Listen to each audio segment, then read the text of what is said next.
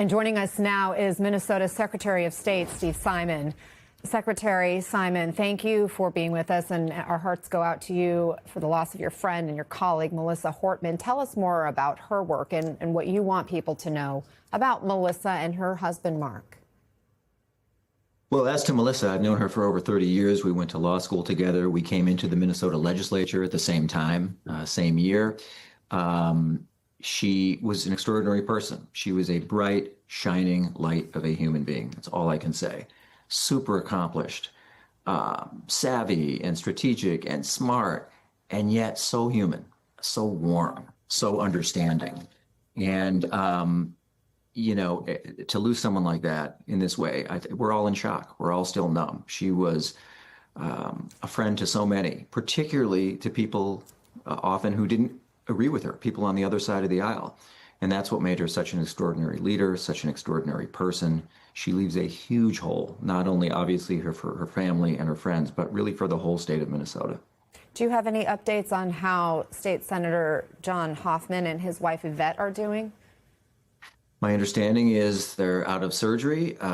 They were shot a total of 17 times, it's being reported. He 9 times, she 8. The media reports are that he had a collapsed lung, among other serious injuries. They're out of surgery for now. My wife is friends, in particular, with Yvette Hoffman and was texting with her last night. So that's a good sign that she's well enough to do that sort of thing. And everyone believes that they're going to make a full and complete recovery, God willing. Yeah, our prayers are with them and that recovery process. Do you and your colleagues and family feel safer now that this suspect has been captured?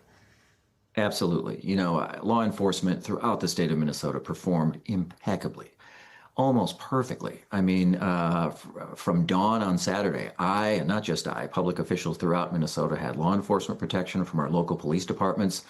We were kept informed. They kept in touch with us. They made sure that we and our families were safe.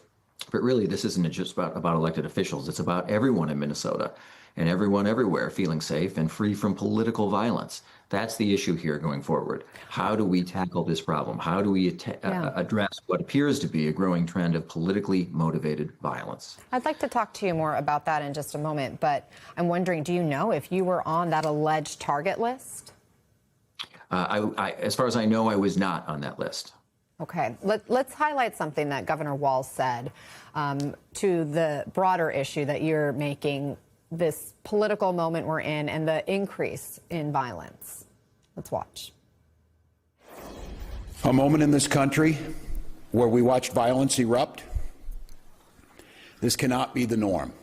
It cannot be the way that we deal with our political differences. Talk to a neighbor rather than arguing. Debate an issue. Shake hands, find common ground. This is who Melissa Hortman was. In the first negotiating session that I had a chance to work with her, she got all the partners in the room, and she provided each and every one of us a copy of a book called Getting to Yes. And the whole premise was debating with a sense of goodwill. It feels like we're having to talk about tragedies like this all too often. Why do you think we're seeing this surge in political violence right now? Well, it's hard to know the cause, but I do have an opinion on how to make it better. And that is one thing that we all have to resist the temptation to do, particularly in a time like now, is we have to resist the temptation to do this sort of political scorekeeping. We cannot sort of do a tally of how many perpetrators of violence were left-wing kooks versus right-wing kooks. In this case, it appears to be someone right of center. At least that's what the reporting was. But I really caution people on all sides of the political spectrum to just cut that out. That gets us nowhere. What will get us somewhere is not just people on one side calling out the violent tendencies of people on the other side. That's not going to actually get us anywhere. Although it's important to do, it's not going to solve the problem. What will solve the problem is self-policing. People on the left, police your own. People on the right, police your own. Even behind the scenes, it doesn't have to be a social media post. It doesn't have to be a press release or pounding the table or being self-aggrandizing. Police your own, even and especially if it's behind the scenes. That's what it's going to get this done. Sure, call out political violence and call it out wherever it may be on the political spectrum, but simply tallying and keeping score, how many left-wing kooks and how many right-wing kooks, it's just going to get us nowhere. That's just a dead end. Do we want to solve the problem or don't we? The way to do that is to police our own. Well, thank you for that message. Really appreciate you taking the time to join us, Minnesota Secretary of State Steve Simon.